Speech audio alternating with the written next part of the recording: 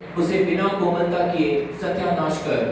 क्या पुरुष, क्या स्त्री, क्या बच्चा, क्या दूध पीवे, क्या गाय बैल, क्या भेड़ बकरी, क्या ऊँट, क्या गधा, सबको मार डाल। हालेलुया। हम देखते हैं शब्द के द्वारा शमूएल नबी शाऊल के पास आता है प्रभु का संदेश लेकर और उसे कहता है कि अमेरिका जो जाति थी उसे नाश करने के लिए प्रभु ने कहा है, क्योंकि जब मिस्र से इज़राइल लोग निकले उस समय उन्होंने उससे कोई तरस नहीं खाया, उससे कोई समझौता नहीं किया, उन्हें कोई रास्ता नहीं दिया। इसलिए उनके पास जाओ, क्या करो, क्या पुरुष, क्या स्त्री, क्या बच्चा दूध पियाओ, गाय बैल, भेड़ बकरी, ऊँट गधा, सबको मार डालो। अब इज़राइल का पहला राजा हुआ था राजा शाऊल, और जब उसके ऊपर वो तेल का अभिषेक किया गया तो देखते हैं तो किसी ने कहा क्या शाऊल भी नबूवत करने वाला बन गया है, क्योंकि उसके ऊपर आत्मा का वो अभिषेक उतरा। और जो अभिषेक राजा के ऊपर था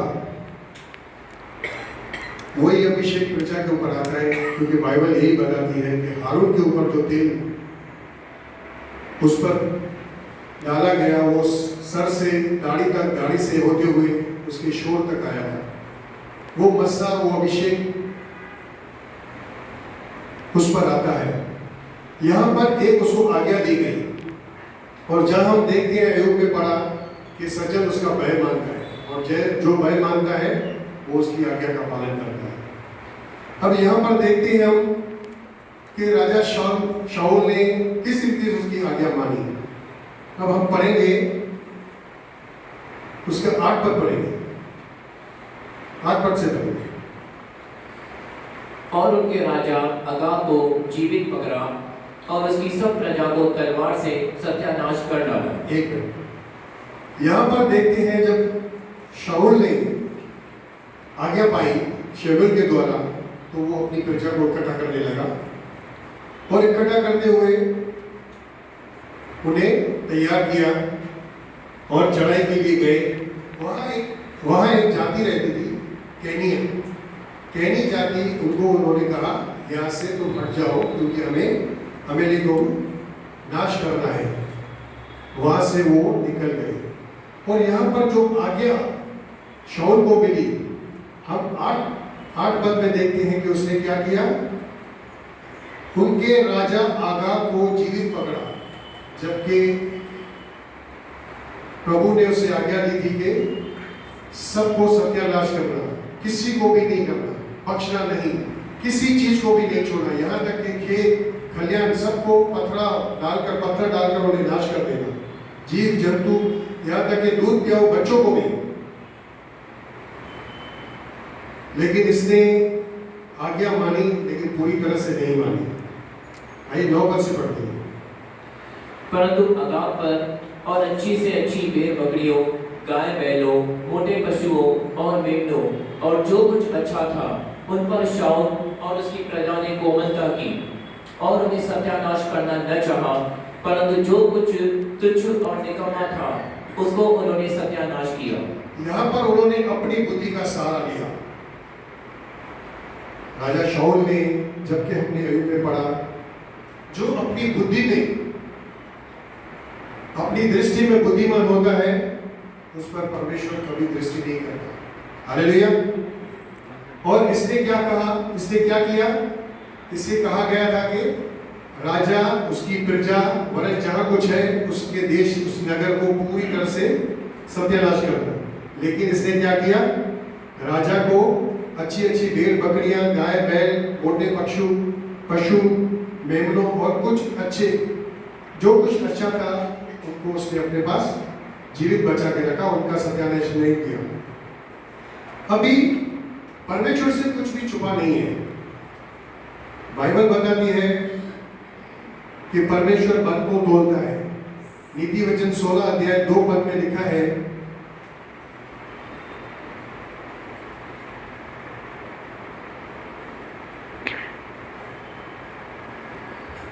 मनुष्य का सारा चाल चलन अपनी दृष्टि में पवित्र ठहरता है, परंतु यहोवा मन को तौलता है।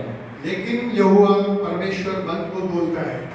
यह हम देखते हैं कि पर जो भी मनुष्य है उसे क्या लगता है, मैं जो परमेश्वर ने कहा मैंने तो सत्यानाश कर दिया उसे, लेकिन उसने आज्ञा नहीं मानी। परमेश्वर मन को जांचता है, वह उनके मन की भावनाओं को, हृदय की भावनाओं को पढ़ता है। वो अपनी दृष्टि में तो सोचता होगा मैंने जो कुछ किया वो सब ठीक है, जो आज्ञा मुझे परमेश्वर ने दी वो मैंने की। और यहाँ पर आगे देखेंगे वो ऐसा मानता भी है, अपनी गलती का इकरार नहीं करता है, वो बार बार यही बात दोहराता है। आइए हम 10 पद से पढ़ेंगे। तब यहोवा का यह वचन शमूएल के पास पहुंचा कि मैं शाऊल को राजा बना के पछताता हूँ, क्योंकि उसने मेरे पीछे चलना छोड़ दिया और मेरी आज्ञाओं का पालन नहीं किया। तब शमूएल का क्रोध भड़का और वह रात भर यहोवा की दुहाई देता रहा। तब प्रभु का वचन नबी शमूएल के पास पहुंचा कि मैं शाऊल को राजा बनाकर पछता रहा हूँ, क्योंकि उसने मेरे पीछे चलना छोड़ दिया। क्योंकि परमेश्वर जो है मन को जांचता है, मन को तौलता है, उसके मन के अंदर क्या है। और यही बात जब उसने की तो परमेश्वर को उसके मन के द्वारा, उनके विचारों के द्वारा, उनके भावनाओं के द्वारा पता पड़ा। और परमेश्वर से शब्द में लिखा है कुछ भी छुपा नहीं होता, सब कुछ के सामने खुला और बेपर्दा है। लेकिन राजा शाऊल को ये मालूम नहीं था। लेकिन परमेश्वर ने जब शमूएल से बातें की तो शमूएल रात भर दुहाई देता रहा, क्योंकि सबसे पहला राजा शाऊल इजराइल का बना था। और जब परमेश्वर ने पछताया इस बात के लिए कि उसकी आज्ञा का पालन नहीं किया, तो उसने समझा, उसने सोचा, ये मेरी कल्पना है कि हो सकता है परमेश्वर का क्रोध इजराइल पर आए, क्योंकि जो अभिषेक राजा के ऊपर है वही प्रजा के ऊपर आता है। वो दुहाई देता रहा, रात भर दुहाई देता रहा। अभी हम 13 पद के अंदर पढ़ते हैं।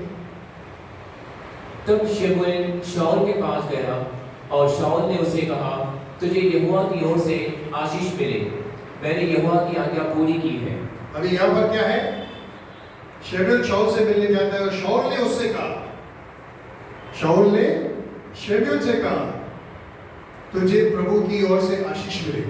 जबकि आशीष देने का कार्य नबी लोग करते हैं, लेकिन कहीं ना कहीं हम देखते हैं कि शाऊल के मन के अंदर वो ऐसी बात गिल्टी पैदा हो गई होगी, उससे कुछ लगा होगा कि मैंने कुछ गलत किया है।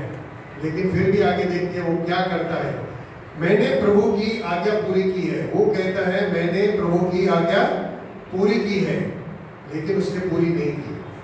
लेकिन वो नबी के सामने कहता है कि मैंने परमेश्वर की आज्ञा पूरी की है। तो अभी शमूएल क्या कहता है, देखिए। शमूएल ने कहा, फिर भेड़ बकरियों का यह मिमियाना और गाय बैलों का यह बमाना जो मुझे सुनाई देता है, यह क्यों हो रहा है? शाऊल ने कहा, वे तो अमालेकियों के यहाँ से आए हैं, अर्थात प्रजा के लोगों ने अच्छी से अच्छी भेड़ बकरियों और गाय बैलों को तेरे परमेश्वर यहोवा के लिए बलि करने को छोड़ दिया है, और बाकी सबको तो हमने सत्यानाश कर दिया है। हालेलुया। यहाँ पर शमूएल ने उससे कहा तो ये भेड़ बकरियां जो भी है, ये मैंने ना उनका आवाज, ये भेड़ बकरी ये कहाँ से आई है, इनका रंभाना जो है, जो मुझे सुनाई दे रहा है, ये कहाँ से आई? तो शाऊल क्या कहता है, वो तो अमेरिकियों के यहाँ से आए हैं। वो ये नहीं कहता है कि हम लोग उसे ले आए हैं, लेकिन क्या कहता है, प्रजा के लोगों ने, वो ब्लेम अपने ऊपर नहीं ले रहा है, लेकिन क्या कर रहा है, प्रजा के लोगों ने। जैसे हम आदम को उस समय जब अदन की वाटिका में था और वो फल जिसे परमेश्वर ने कहा था मत खाना, और उसने फल खाया। जब परमेश्वर आया तो परमेश्वर से पूछा क्या तुमने फल खाया, तो उसने भी घुमा फिरा कर बातें की। और जहाँ देखते हैं, हम पढ़ते हैं इसके अंदर कि शाऊल ने भी कुछ इसी तरह घुमा फिरा के बातें की और अपनी गलती न मानने की कोशिश की, लेकिन बाद में देखते हैं वो क्या करता है। ये तो अमेरियों के यहाँ से आए हैं, प्रजा के लोगों ने अच्छी से अच्छी भेड़ बकरियां, गाय बैल, और यहाँ पर एक गलती शाऊल ने की, जो कहा गाय बैल को तेरे प्रभु के लिए, तेरे प्रभु परमेश्वर के लिए। उसने ऐसा नहीं कहा कि हमारे परमेश्वर के लिए, जो इज़राइल का परमेश्वर है। उसने यहाँ एक चूक कर दी कि गाय बैलों को तेरे प्रभु के लिए बलि करने को छोड़ दिया है। यहाँ पर उसने अपना परमेश्वर नहीं कहा, हमारा परमेश्वर नहीं कहा, लेकिन उसने शेबेल की ओर इशारा करते हुए कहा तेरे प्रभु परमेश्वर के लिए। बाकी सबको तो हमने पूर्ण नष्ट कर दिया। तब शेबेल ने शाऊल से कहा, ठहर जा, और जो बात यहोवा ने आज रात को मुझसे कही है वह मैं तुझको बताता हूँ। हालेलुया। अभी देखते हैं, हम आगे बात में पढ़ते हैं 15। उसने कहा कह दे। एक मिनट, 18 बात पढ़ेंगे। 18। और यहोवा ने तुझे यात्रा करने की आज्ञा दी और कहा जाकर पापी अमालेकियों को सत्यानाश कर, और जब तक वे मिट न जाएं तब तक उनसे लड़ता रहे। अभी यहाँ पर हम देखते हैं शेबेल उन्हें समझाता है, जो आज्ञा प्रभु की ओर से उसे मिली थी और उसने शाऊल राजा को दी, कि प्रभु ने तुझे यात्रा करने की आज्ञा दी और कहा जाकर उन पापी अमालेकियों को सत्यानाश कर, जब तक वह मिट न जाए तब तक उनसे लड़ता रहेगा। हालेलुया। लेकिन उसने क्या किया? कुछ बचा के लेके आया। फिर आगे 20 में पढ़ते हैं। शाऊल ने शेबेल से कहा, निसंदेह मैंने यहोवा की बात मानकर जिधर यहोवा ने मुझे भेजा उधर चला और अमालेकियों को सत्यानाश किया है। अब ये शेबेल को दुहाई दे रहा है कि निसंदेह मैंने प्रभु की बात मानकर जिधर प्रभु ने मुझे भेजा उधर चला और अमालेक के राजा को ले आया हूं और अमालेक को पूरी से नष्ट कर दिया है। यहां पर वो अपनी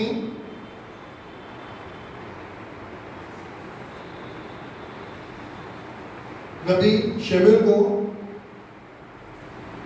बता रहा है कि मैंने जो भी किया है, निसंदेह मैंने प्रभु की आज्ञा मानकर जिधर प्रभु ने मुझे भेजा उधर चला गया मैं।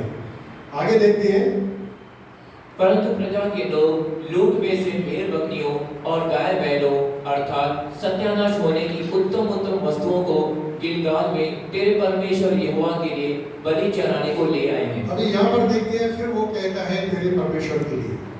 ये दूसरी बार है, उसने अपनी सफाई के अंदर अपने आप को बचाने के कारण बहुत सी बातें बोली, बहुत सी बातें कही कि हम जो भी लेके आए हैं वो तेरे प्रभु परमेश्वर के लिए बलिदान चढ़ाने के लिए लेके आए हैं।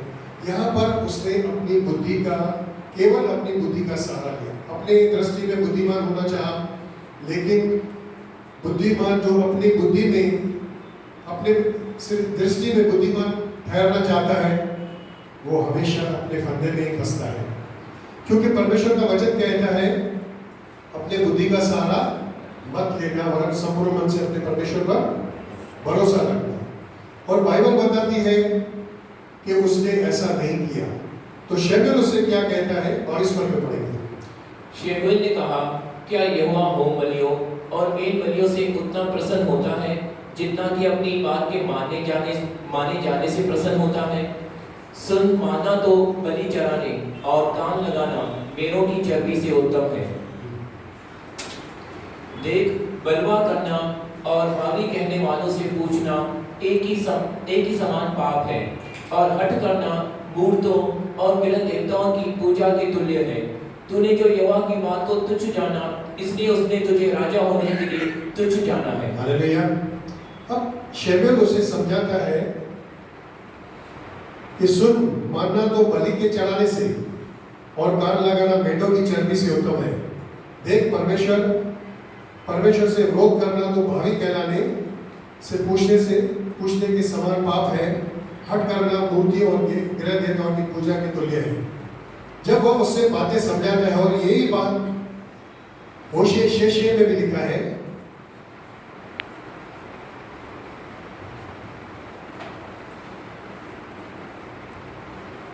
होशे 6 क्योंकि मैं बलिदान से नहीं स्थिर प्रेम ही से प्रसन्न होता हूँ। हालेलुया।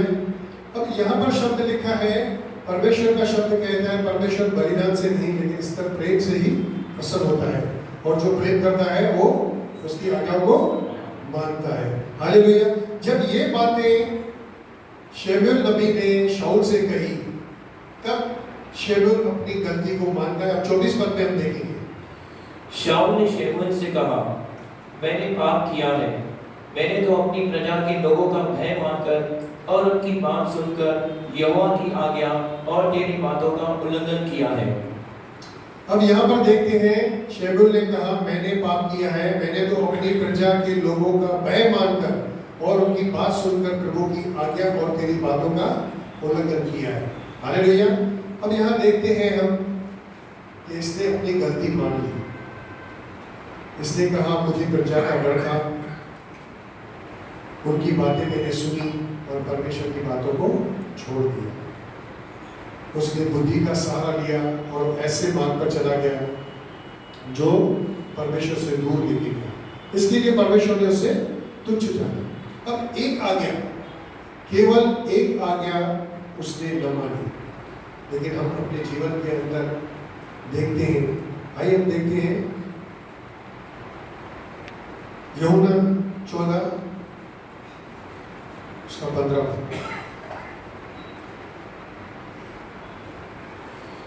यदि तुम मुझसे प्रेम रखते हो तो मेरी आज्ञाओं को मानोगे। अब यहाँ पर यीशु मसीह अपने चेलों से, लोगों से, इजराइल के लोगों से बातें कर रहा था कि यदि तुम मुझसे प्रेम करते हो तो मेरी आज्ञाओं को मानोगे।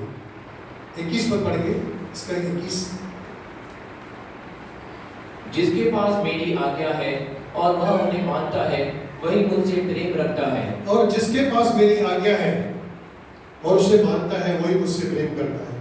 और जहाँ तक हम जानते हैं मूसा के द्वारा इस्राएल पूरी जाति को आज्ञा दी गई, व्यवस्था दी गई पर इस पर चलना, क्योंकि मूसा को परमेश्वर ने कहा कि मेरे लोगों को मेरी आज्ञाओं सिखाओ, व्यवस्था सिखाओ, चितौनियाँ, कि उसके ऊपर वो मन लगाते हुए चले ताकि वो बड़े आशीषित रहे, फलवंत रहे और मेरी प्रजा के लोग हमेशा स्वस्थ बने जगे रहे। क्योंकि ये प्रभु की इच्छा थी कि उसकी जो नित्य जाति है वो हमेशा उसकी महिमा करती रहे और उनके जीवन से, जैसे नए नियम में भी लिखा है कि तुम एक दूसरे से इस रीति से प्रेम करो कि तुम्हारे जीवन के द्वारा परमेश्वर की महिमा हो। हालेलुया। लेकिन हम देखते हैं ये राजा होने के बाद इसे व्यवस्था मालूम थी, इसे पूरी आज्ञा मालूम थी।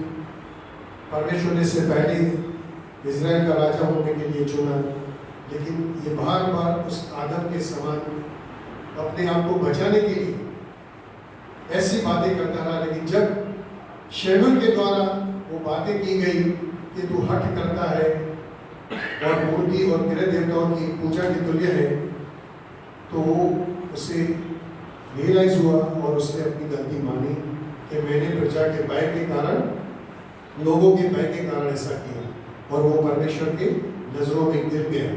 क्योंकि परमेश्वर ने कहा मैं ऐसे राजा होने के बनाया और मैं इसके बनाने के पछता रहा हूँ। जो आज्ञा शमूएल के द्वारा मिली 31 और 32 पर पढ़ेंगे।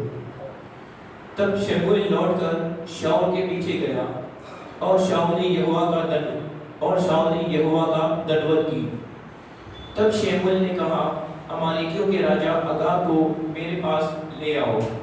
तब अगाग आनंद के साथ यह कहता हुआ उसके पास गया कि निश्चय मृत्यु का दुख जाता रहा। और शमूएल ने कहा, जैसे स्त्रियां तेरी तलवार से निर्वश हुई हैं, वैसे ही तेरी माता स्त्रियों में निर्वश होगी। तब शमूएल ने अगाग को गिलगाल में यहोवा के सामने टुकड़े टुकड़े किया। अब यहाँ पर देखते हैं नबी शमूएल ने आगाग राजा को बुलाकर परमेश्वर के सामने उसको टुकड़े टुकड़े करके मार दिया। ये आज्ञा राजा को दी गई, लेकिन राजा उसके योग्य न ठहरा और शमूएल ने उसे मार दिया। अब हम देखते हैं एक आज्ञा न मानने के कारण वो अपने पद से हटा दिया गया और हम न जाने कितनी बार परमेश्वर की आज्ञा को छोड़ देते हैं। ये तो अनुग्रह का समय है। प्रभु यीशु मसीह ने जो बलिदान अपना प्राण देकर अपना लहू बहाकर दिया है, उसके कारण हम बचे हुए हैं। हालेलुया। लेकिन यहाँ पर हम देखते हैं एक आज्ञा न मानने के कारण वो राजा पद से हटा दिया गया और उसे बहुत बड़ी कीमत चुकानी पड़ी। हम देखते हैं जितने भी बाइबल के अंदर, जैसे इब्राहिम का प्रभु ने उससे बुलाया कि अपने घर परिवार जो कुछ है, अपने नगर अपने शहर को छोड़ और जहां मैं तुझे कहता हूं वहां चल, और वह वैसा ही किया।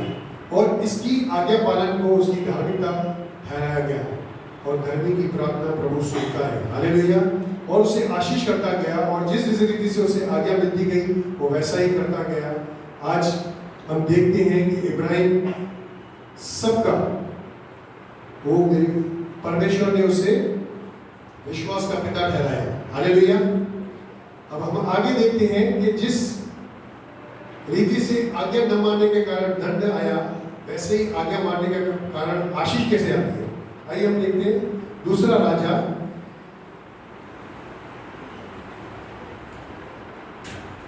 उसका चौथा अध्याय 1 से 7 तक पढ़ेंगे।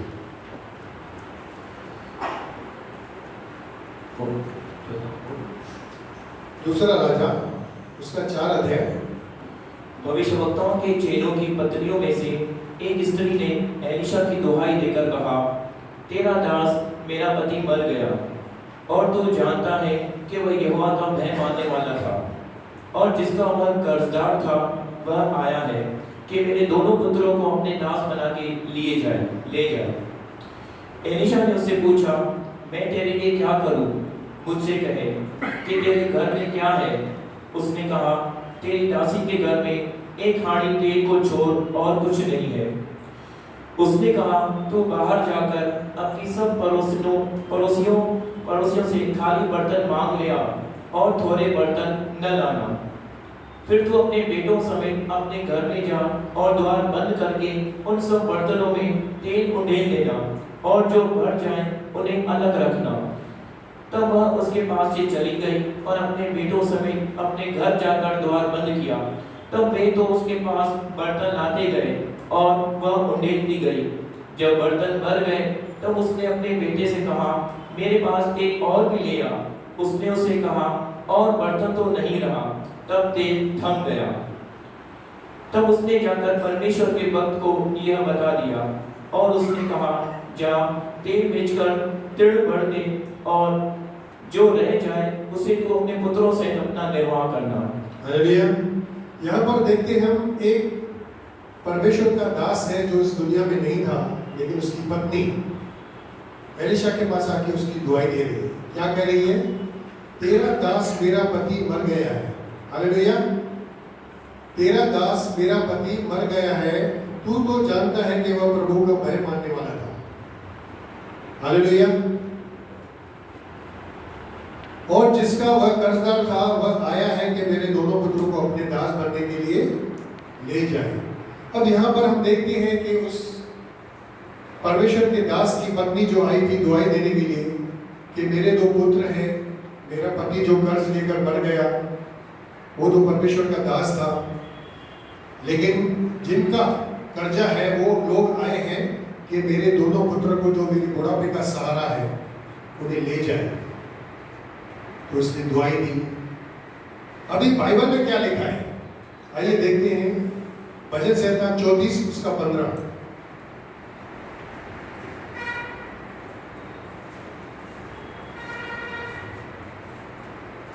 यहोवा की आंखें धर्मियों पर लगी रहती हैं और उसके कान भी उसकी दुहाई की ओर लगे रहते हैं। हालेलुया। यहोवा की आंखें धर्मियों पर लगी रहती है और उसके कान भी उसकी दुहाई की ओर लगे रहते हैं। आइए 17 पद पढ़ेंगे इसका। धर्मी दुहाई देते हैं और यहोवा सुनता है और उनको सब विपत्तियों से छुड़ाता है। हालेलुया। धर्मी दुहाई देते हैं, वो सुनता है और सारी विपत्ति से उन्हें छुड़ाता है। आइए 19 पद पढ़ेंगे इसका। धरती पर बहुत सी विपत्तियां पड़ती तो हैं, परंतु यहोवा उसको उन सब से मुक्त करता है। हालेलुया। अब यहाँ पर देखते हैं धरतियों पर बहुत सी विपत्तियां पड़ती तो है, लेकिन परमेश्वर ने सब विपत्तियों से छुड़ाता है। और यही बात जानकर ये स्त्री जो परमेश्वर के दास की पत्नी थी, वो एलिशा के पास आती है, दुआएं देती है। और एलिशा ने जो आत्मा से परिपूर्ण था, अभिषेक था, परमेश्वर का नबी था, उसने क्या कहा उससे? एलिशा ने उससे पूछा, मैं तेरे लिए क्या करूं?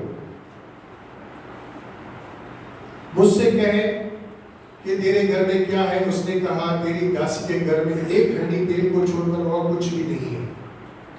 जो भी था उसने सच बता दिया। उसने कहा, एक तेल हंडी की है, उसके सिवाय हमारे पास कुछ भी नहीं है। उसने कहा, तू बाहर जाकर अपने सब पड़ोसन से खाली बर्तन मांग लिया और थोड़े बर्तन न लाना, फिर तू अपने बेटों समेत अपने घर में जा, अपने घर में जा और द्वार बंद करके उन सब बर्तनों में तेल उड़ेल देना और जो भर जाए उन्हें अलग रखना। तब वह उनके पास से चली गई और अपने बेटों समेत अपने घर जाकर द्वार बंद किया। तब वे उसके पास बर्तन लाते गए और वह उड़ेलते गए। अभी उस परमेश्वर के दास ने उसे क्या आज्ञा दी? पहले तो पूछा, तुम्हारे पास क्या है? उसने कहा, एक तेल हंडी को छोड़कर मेरे पास कुछ भी नहीं है। उसने कहा, सब पड़ोस में जाकर बर्तन इकट्ठा करो और बहुत लेके आना, थोड़ा मत लेके आना। और घर में जाना, अपने बच्चों को अंदर लेना और द्वार बंद करना। अब यहां पर लिखा है, जो उसके दास ने कहा, एक एक शब्द के निमित्त उसने वैसा ही किया। वो घर में गई, पहले तो वो सब बर्तन लेके आई, अपने बच्चों को घर में लेके उसने द्वार बंद किया, मतलब आज्ञा का पालन किया। हालेलुया। तब उसके पास से तब बर्तन भर गए। तब उसने अपने बेटों से कहा, मेरे पास एक और भी ले आ। उसने उनसे कहा, और बर्तन तो नहीं। तब तेल थम गया। अब जितने भी बर्तन थे सब उसके बच्चे उसके पास ले आए। और जैसे ही उसके परमेश्वर के दास ने उससे जैसे कहा, और उसने सब बर्तन भरते गए। हम देखते हैं एक बात, परमेश्वर अपने दास के मुख से निकले हुए शब्दों को किस रीति से, क्योंकि शब्द में लिखा है यशाया 44 उसका 26, और अपने दास के वचन को पूरा करता और अपने दूतों की युक्ति को सफल करता हूँ। हालेलुया। यहाँ पर शब्द में लिखा है कि वो अपने दास के मुख से निकले हुए शब्द को अपने सामर्थ्य से पूरा करता है। और जैसे उसके दास एलिशा ने उस दासी से कहा कि जा, और उसने वैसा ही किया। और उसके घर के अंदर वो तेल जो थोड़ा हड्डी के जितना था, लेकिन उसके शब्द के द्वारा उस हड्डी से इतने बर्तन भर गए।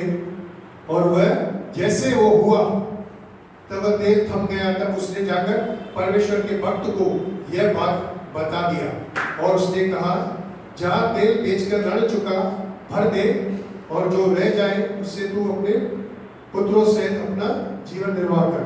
हालेलुया। जैसा उसने आज्ञा पालन किया और उसके ऊपर आशीष है। हालेलुया। अब हम देखते हैं लूका 7 अध्याय के अंदर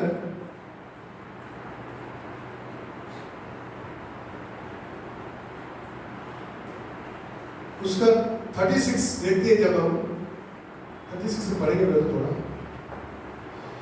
फिर किसी फरीसी ने उसे विनती की कि मेरे साथ भोजन कर, सो वह उस फरीसी के घर में जाकर भोजन करने बैठा। अभी यहाँ पर हम देखते हैं, जब यीशु मसीह संसार में थे तो एक फरीसी ने उसे न्योता दिया अपने घर पर खाना खाने के लिए। जब वह न्योता उसने स्वीकार किया तो उसके घर पे गया खाना खाने के लिए। तो एक प्रथा थी पहले की समय के अंदर कि जब भी कोई मेहमान आते थे या किसी को हम बुलाते थे तो उनके हाथ पैर धोने के लिए पानी देते, उसका तेल लगाकर अभिषेक करते, स्वागत करते। लेकिन यहाँ पर हम देखते हैं ये फरीसी है जिसने बुलाया, लेकिन उसने ऐसा कुछ भी नहीं किया। लेकिन इस जगह में जब एक स्त्री, बाइबल में लिखा है वो पापनी थी, उससे जब मालूम पड़ा कि यीशु मसीह इस घर में आया है तो वह उसे देखने मिलने गई।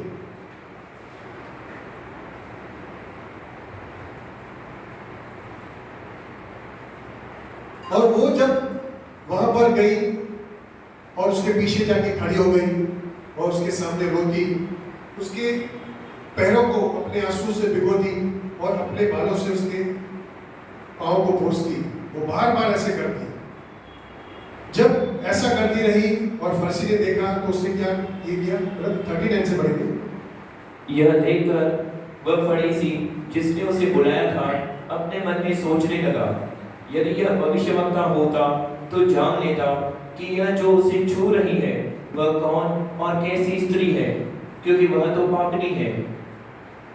यह सुन यीशु ने उसके उत्तर में कहा कि हे शिमोन, मुझे तुझसे कुछ कहना है। वह बोला, हे गुरु, कहे। किसी महाजन के 2 देनदार थे, एक 500 के और दूसरा 50 दीनार डरता था। जबकि उनके पास पटाने को कुछ न रहा तो उसने दोनों को क्षमा कर दिया। सो उनमें से कौन उसे अधिक प्रेम रखेगा? शिमोन ने उत्तर दिया, मेरी समझ में वह जिसका उसने अधिक छोड़ दिया।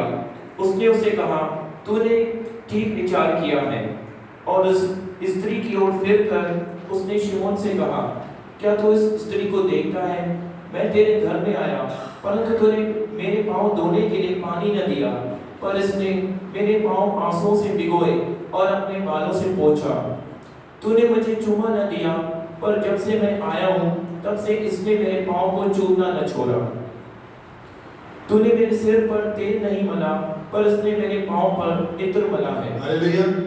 अब यहाँ पर हम देखते हैं यीशु मसीह उस स्त्री के जो व्यवहार को बयां करता है।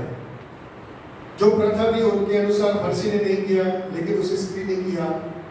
और बाइबल में जैसे हमने पढ़ा 14 अध्याय के अंदर, जो मुझसे प्रेम करता है वह मेरे आज्ञा को मानेगा। और ये प्रेम ही है जो परमेश्वर को हम अपने समीप ले आते हैं, या हम अपने आप को परमेश्वर के समीप पाते हैं। हालेलुया। बाइबल बताती है जो प्रेम करता है वो आज्ञा को मानता है। अब यहाँ पर एक बात लिखी हुई है, मैं सबसे एक बात पूछता हूँ, कितने लोग परमेश्वर से प्रेम करते हैं? अब यहाँ पर एक बात लिखी हुई है जो हम पढ़ेंगे, 47 शब्द पढ़ेंगे। इसलिए मैं तुझसे कहता हूँ कि इसके पाप जो बहुत थे क्षमा हुए, क्योंकि इसने बहुत प्रेम किया। पर जिसका थोड़ा क्षमा हुआ है वह थोड़ा प्रेम करता है। अब यहाँ पर यीशु मसीह ने एक बात कही फरीसी से, इसके बहुत पाप क्षमा हो गए। उसको स्त्री से कहा, तुम्हारे बहुत पाप क्षमा हुए। अब यहाँ पर यीशु मसीह कहते हैं, जिसके पाप थोड़े क्षमा हुए वो थोड़ा प्यार करता है, जो ज़्यादा प्यार करता है उसके बहुत पाप क्षमा हुए। यदि आप अपने जीवन के अंदर रियलाइज करते हैं, महसूस करते हैं कि मेरे पाप जो है यीशु मसीह ने पूरी से क्षमा किए, तो वो प्यार करें। और बाइबल में लिखा है, जो प्यार करता है वो आज्ञाओं को मानता है। हम बहुत बार देखते हैं इस भवन के अंदर, मैं किसी को उंगली नहीं उठाता, लेकिन मैं आपको इन बातों के अंदर सतर्क करना चाहता हूँ। हम बहुत बार देखते हैं यहाँ पर पासों खड़े रहते हैं, बहुत लोग आते हैं प्रार्थना कराने के लिए। वो यहाँ से प्रार्थना करा के फिर दिलीप भाई के पास जाएंगे प्रार्थना कराने के लिए, या यहाँ पर जो बहनें खड़ी हुई वहाँ उसके पास प्रार्थना कराने को जाएंगे। देखिए, काम करने वाला परमेश्वर है, सुनने वाला परमेश्वर है। परमेश्वर कहता है, न मेरे कान भारी है न मेरा हाथ छोटा है। जो मुझे पुकारता है मैं सुनता हूँ और हाथ बढ़ाकर उसे छुड़ाता हूँ, चंगा करता हूँ। जब आपको ये मालूम है कि काम परमेश्वर करेगा, सुनेगा प्रार्थना हो, कोई नहीं करेगा। हम सब परमेश्वर के बच्चे हैं, जब एक जना से आप प्रार्थना कराते हैं, वो आपसे प्रार्थना करके परमेश्वर से निवेदन करता है और आमीन भी करता है, तो ये विश्वास रखिए कि उसने प्रार्थना सुनी और आपके जीवन में काम होगा। यदि यही बात लेकर आप दूसरे के पास जाते हैं, वही प्रार्थना करते हैं, तो क्या वो आगे प्रकट होगा? जैसे शाऊल था, उसने उस बात को छोड़ दिया, आप भी यहाँ से जाकर उस बात को छोड़ दीजिए फिर पकड़ लेंगे। ऐसा नहीं करें। अगर आप आज्ञा का पालन करेंगे, अगर आप प्यार करते हैं, जैसा ये शब्द में लिखा है, जो ज़्यादा प्यार करता है उसकी ज़्यादा पाप क्षमा होती है। हालेलुया। मैं अपने जीवन की एक गवाही देता हूँ। मैंने शायद बहुत कम लोगों को ये गवाही दी है। मेरा 17 सेक्शन में एक शॉप हुआ करता था, जो मैंने 2008 में बंद कर दिया। मेरा एसी जो भी स्पेयर पार्ट्स और रिपेयरिंग का शॉप था, और मेरे पास बहुत से लोग लड़के थे, काम करते थे, और मेरा बिजनेस बहुत अच्छे से चलता था और मैं बहुत खुश था। लेकिन एक दिन मुझे किसी ने परमेश्वर के बारे में बताया, यीशु मसीह के बारे में बताया, और मैंने एक कान से सुनकर एक कान से बात निकाल दी और मैं अपने जीवन में जीता रहा, चलता रहा। और आज जब मैं किसी को परमेश्वर के वचन के बारे में बताता हूँ और वो नहीं सुनता उस बात को, तो मैं उसे रियलाइज कराने के लिए नहीं, मैं उसे सतर्क करने के लिए बोलता हूँ, क्योंकि मेरे जीवन में जो बात घटी, मैं उसे वो बात बोलता हूँ कि ताकि वो समझ आए। और मैंने परमेश्वर के उस शब्दों को सुना, लेकिन ध्यान नहीं दिया। मैं अपने ही जीवन में चलता रहा, मेरे पास सब कुछ था और मैं अच्छे से जीवन जी रहा था। और धीरे धीरे क्या हो गया, मैंने अपने बिजनेस से बहुत पैसा निकालकर मैं जहाँ पर आज रहता हूँ वो फ्लैट लिया। उस टाइम में 99 में मैंने वो 11.5 लाख की मैंने अबाउट इतने में फ्लैट लिया था और मैं उसमें आज भी रहता हूँ, प्रभु का धन्यवाद है। और जिस रीति से मैंने बिजनेस से जैसे बहुत से पैसे निकाल लिए और मैं बिजनेस के अंदर थोड़ा मुझे तकलीफ होने लगा थोड़ा, लेकिन धीरे धीरे करके मैं 2003 में, क्योंकि मेरे पास बहुत लोग आते थे, मेरे साथ बैठते थे और परमेश्वर का वचन मुझे बताते थे, लेकिन मैं नजर अंजाम कर ये कान से सुनकर वो कान से निकाल देता। फिर धीरे धीरे 2003 में मैं परमेश्वर के भवन में गया और उस समय तक मुझे जीवन के अंदर तकलीफ थी, ऐसा नहीं तकलीफ नहीं थी, तकलीफ थी। लेकिन जब मैं परमेश्वर के पास गया और धीरे धीरे मैं देखता चलता गया, सब जो बातें मेरे अंदर थी वो निकलती जा रही थी, लेकिन मेरी परिस्थिति बहुत खराब होती जा रही थी। हम लोग बहुत बार देखते हैं कि हम परमेश्वर के पास आए तो हमें आशीष मिलेगी, ऐसे ही सोचते ना। मैं भी ऐसे ही सोच के गया था कि जो मेरी थोड़ी बहुत परिस्थितियाँ खराब है वो सुधर जाएगी और मैं फलत हो जाऊंगा, क्योंकि प्रभु बोलते हैं, सब लोग बोलते हैं प्रभु आशीष करता है। वैसा ही मैं गया, मैं इसी उद्देश्य से गया था। लेकिन धीरे धीरे क्या होता गया, मेरा बिजनेस पीछे चलता गया। उसका एक कारण था। एक कारण क्या था कि जब हम प्रार्थना करते हैं, परमेश्वर से मांगते हैं और परमेश्वर हमें कुछ करने के लिए बोलता है, जैसे शाऊल को बोला, उसने आज्ञा को तोड़ दिया। जैसे उस दास की पत्नी से एलीशा ने कहा और उसने आज्ञा को माना। लेकिन मैंने क्या सोचा, मेरा जो बिजनेस चल रहा था, भले थोड़ी बहुत तकलीफ थी, थोड़ा गंदा जैसे बोलते हैं कम हो गया, थोड़ी तकलीफ थी, तो मैंने एक बार प्रार्थना में मांगा, प्रभु क्या ये मैं बिजनेस कंटिन्यू रखूं या बंद करूं? मेरे पास शब्द आया, बिजनेस बंद कर। लेकिन मैं नया था और मुझे ये समझ में आया, मैंने समझा ये मेरा ही मन का विचार है, मैं चलती हुई बिजनेस कैसे बंद करूँ, मेरे छोटे बच्चे हैं, मुझे उसे पालना है, पढ़ाना है, मैं बिजनेस बंद करूँगा तो मैं कहाँ जाऊँगा। मैं अपनी ही बुद्धि का सहारा लेके चला और बिजनेस को कंटिन्यू चालू रखा, चलता गया, समय चलता गया, लेकिन ऐसी परिस्थिति आ गई कि खाने के लाले पड़ गए, कर्ज चढ़ गए, बहुत मैं परेशान हो गया।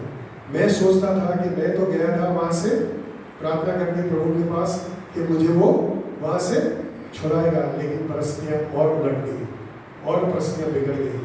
मेरे भाई मुझे क्या कहने लगे, यार कोई समय था हम तुझसे उधार लेते थे, आज तू हमसे पैसा उधार लेता है।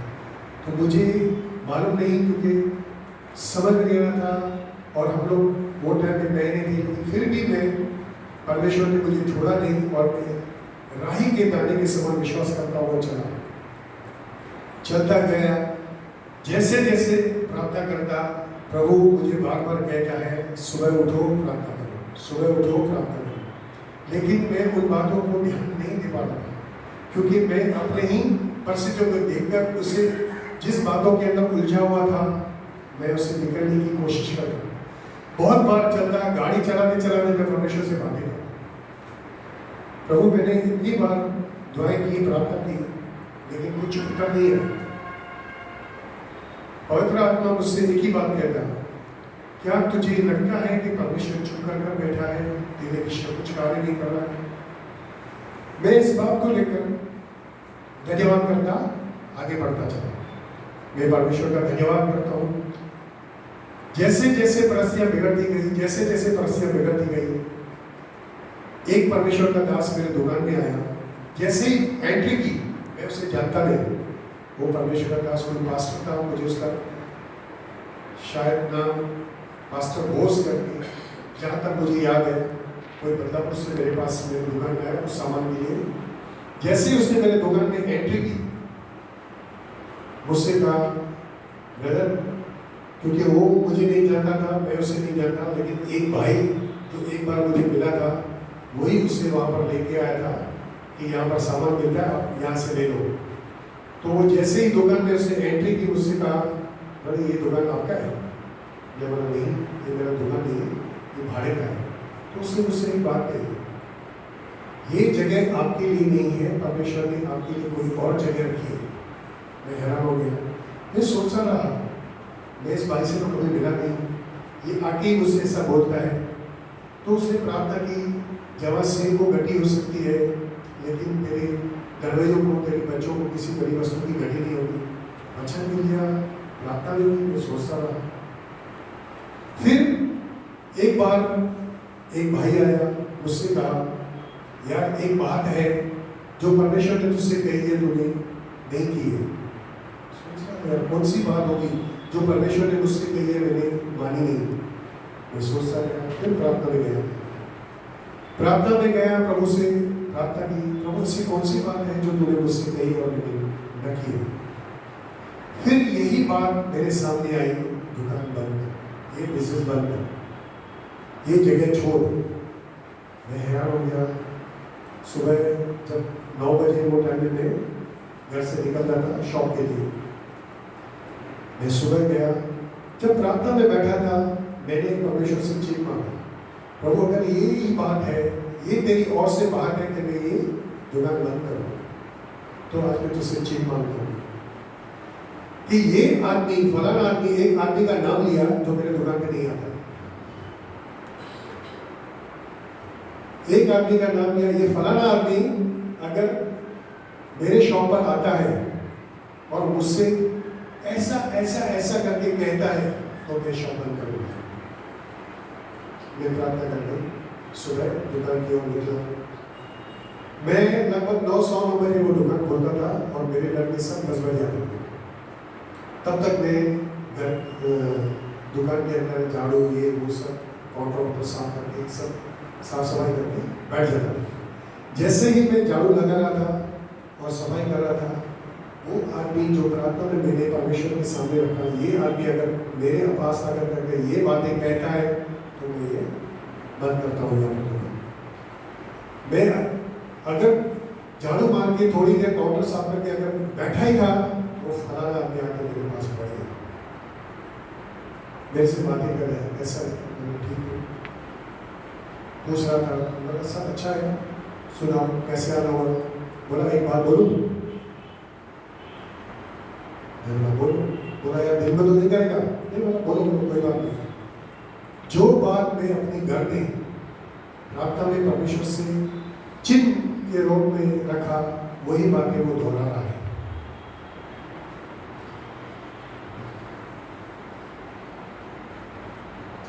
उस घड़ी ऐसा लगा जैसा मैं खड़ा हूं, मेरे नीचे से जमीन निकल गई और मैंने आवाज देखा न मैंने अपनी पत्नी को बोला, नहीं अपने भाइयों को बोला, किसी को कुछ भी नहीं बोला। मैं बोला अभी मेरे को ये गारंटी हो गई कि परमेश्वर ने बोला ये शॉप बंद कर, मुझे किसी से अभी सलाह लेना नहीं है, किसी को बोलना नहीं, कुछ भी नहीं करना है। मैंने चुपचाप में जो भी सामान था, मैं अगर किसी को देता, सब बंगाल में बेचता गया। मुझे किसी को देना था, मुझे दिमाग में बस एक ही बात थी, मुझे दुकान बंद कर दी। बस उस रीति से मैं आगे बढ़ा और मेरे दुकान में जो मेरे सामान निकालता गया, बंगाल बेचता गया, तो भी मेरे सब निकालते बेचते बेचते बंगाल बेचते बेचते मुझे कम से कम 1 से 1.5 महीना लग गया। इतना शॉप में दुकान ये सामान था, सब निकालते निकालते ये करते वो करते मैंने आकर दुकान बंद कर दी। और धीरे धीरे परमेश्वर ने मुझे कंपनी को कॉन्ट्रैक्ट दिलाया, ये किया वो किया, धीरे धीरे बढ़ा। मैं अपनी उन बातों से निकलते उभरता है। आज प्रभु ने इस मुकाम तक पहुंचा।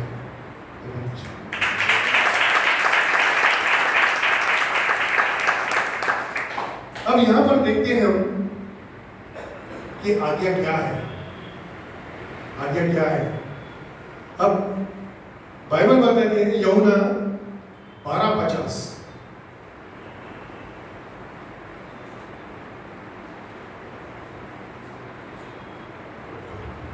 और मैं जानता हूँ कि उसकी आज्ञा अनंत जीवन है, बाइबल में इसलिए मैं जो बोलता हूँ वह जैसा पिता ने मुझसे कहा है वैसा ही है। यहाँ पर हम देखते हैं, जब पारिवारिक बाइबल में पढ़ते हैं, यहाँ पर क्या लिखा है, और क्या क्या बोलूं, मैं जानता हूं कि पिता की आज्ञा मानना अनंत जीवन है। हालेलुया। इसलिए मैं जो बोलता हूं वह जैसा पिता ने मुझसे कहा है वैसा ही बोलता हूं। अब यहाँ पर हम देखते हैं प्रभु यीशु मसीह अपने चेलों को बोलता है, मैं जानता हूं कि पिता की आज्ञा मानना अनंत जीवन है। उसने तो हमें अनंत जीवन यहीं पर दे दिया है। अगर आप आज्ञा का पालन करेंगे, अनंत जीवन आपके जीवन में ये हो जाएगा। हालेलुया।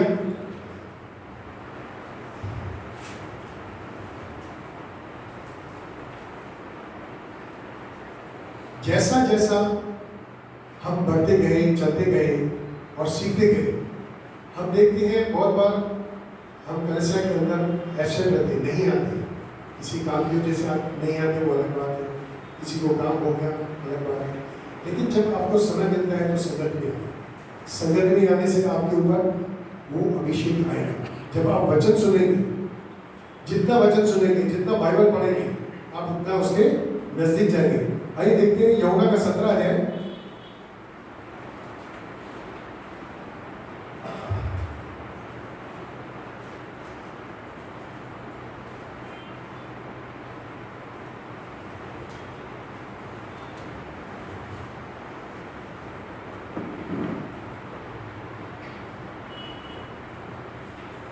तीन अध्याय से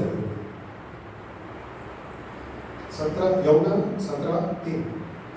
और अनंत जीवन यह है कि वे तुझ अद्वैत सच्चे परमेश्वर को और यीशु मसीह को जिसे तूने भेजा है जाने। हालेलुया। अब अनंत जीवन क्या है? परमेश्वर और यीशु मसीह को जानना। हालेलुया। आप कैसे जानेंगे? ये जो बाइबल है, इसके अंदर परमेश्वर की हर एक बात, उसका स्वभाव, उसका प्रेम, उसकी आज्ञा सब लिखी हुई है। जब आप पढ़ेंगे तब आप सीखेंगे, जब आप सीखेंगे तब आप चल पाएंगे, जब आप चल पाएंगे तब आशीषित होंगे। क्योंकि बाइबल में क्या लिखा है? जो सुनता है वो आशीषित नहीं होता, लेकिन जो चलता है वो आशीषित है। हालेलुया। प्रभु आपको एक वचन के द्वारा आशीष करे।